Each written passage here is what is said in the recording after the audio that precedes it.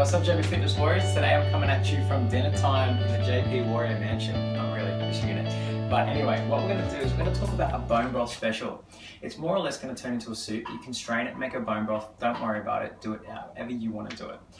So a lot of guys have asked me, a lot of my clients have asked me, you know what, George, I don't know how to make this bone broth thing. I don't really know much about nutrition. I don't really know how to cook. So the biggest thing I want to teach you guys is, firstly, it's not hard. If I can do it, anyone can do it. Secondly, making your own food with love and getting the produce with love, going to buy the produce, you know, from a good quality organic grocer or to the markets or whatever, and supporting local farmers. It just makes the experiencing all that much more enlightening. So, that's the biggest thing I want you guys to do, is understand that this is not really that hard. It's just a transition.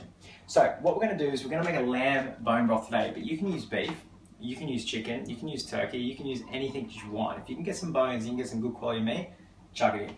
All right, so what you're going to need is you're going to need some bones, you're going to need some cartilage joint bones. They're the number one thing. That's what's going to help form that gelatin that we want. That's the nourishing part. So what we're going to do is we're literally going to chuck all this stuff into the broth. Then we're going to cut up all our vegetables. The vegetables that I've chosen to use today are carrot, zucchini, onion. Now, as you know, I'm not a fan of wasting anything. That's why I love broths, not because they are absolutely medicinal, absolutely nourishing, absolutely essential to anyone's diet if you're thinking about being healthy or the healthiest version of you. But we're also not going to waste any part of the carrots. So today I went and got some fresh carrots from the organic markets, and they came with the top, so I've chopped them up. I'm going to chuck them in that bad boy too. Another thing we're going to use is we're going to use eggplants. We chop that up, we dice it up into cubes, easy as. You can do it any way you want, cut it any way you want. And we're also going to use the heads of broccoli. We are going to be a little bit biased to the heads. We're not going to waste the stalks, but we are going to be a little bit biased to the heads for this, because I want this broth to be a little bit less fibrous content, because we're doing more of a healing, sealing, of the gut. So any of that harsh fiber, especially when you're trying to heal and seal, the gut wall. So the next thing that we're going to use is we're going to chuck in a little bit of fresh organic ginger. Now, ginger is an anti-parasitic, antifungal, everything. It's very good for the taste of the broth, and it's going to be an essential part to really just bring that flavor out, draw all that flavor out that you want. And again, I'm no chef. It's easy. Literally just play with your instincts, play with your heart, go with your taste buds, and make the most nourishing version of a broth you can. So in hindsight, just try to choose stuff that's a little bit lower fiber if you do have any sort of gastrointestinal problems and you want to sort that out using, the good old bone broths. If not, chuck anything in that you want. Get some good quality bones. Good quality bones being organic or grass-fed or, at least free range, that have the joints, that have the marrow, that have the cartilage and all the stuff that's going to make that gelatin. Now we're just going to add everything. So I'm going to add the carrots first. I have pre-warmed the water, so you just want to be careful not to splash it if you have pre-warmed it. It's quite hot. You don't want to get burnt. The next thing I'm going to add is going to add the onions.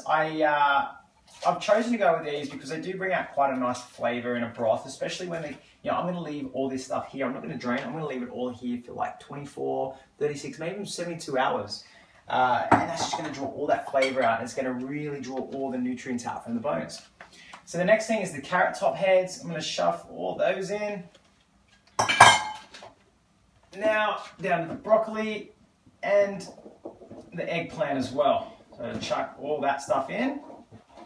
Now it's starting to fill up with some good quality nutrients. The peeled zucchini, I'm going to chuck that in as well. And now we're going to chuck in the ginger.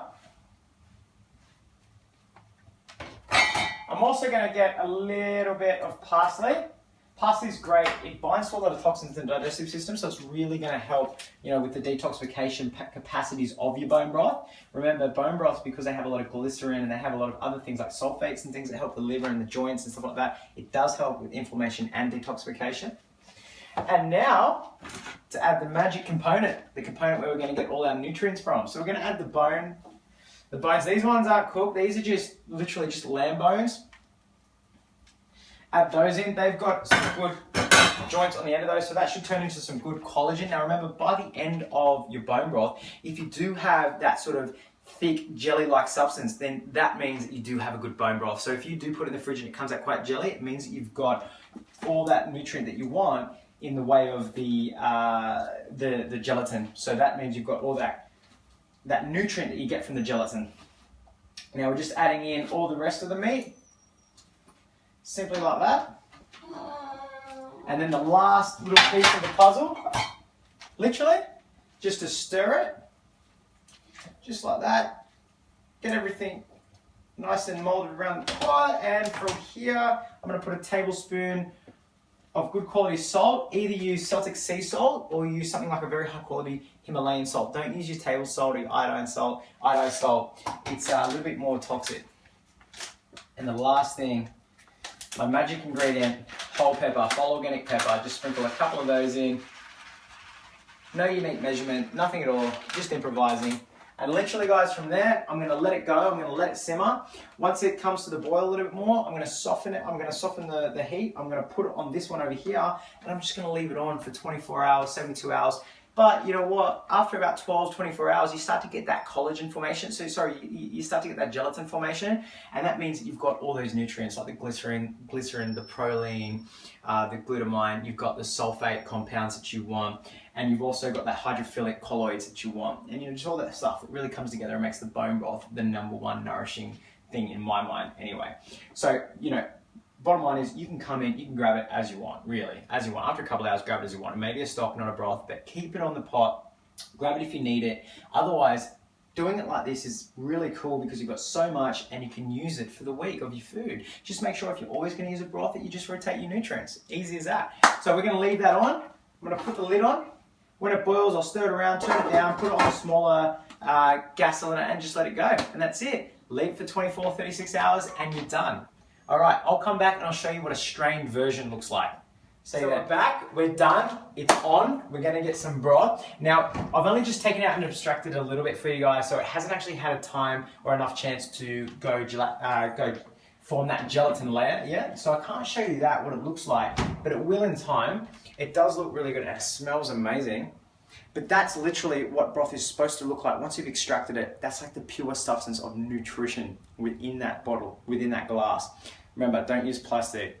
You don't want those phthalates and you don't want that BPA. So use this as, you know, whatever, as a constitution to another meal, like to added foods. You can drink it, you can have it however you want.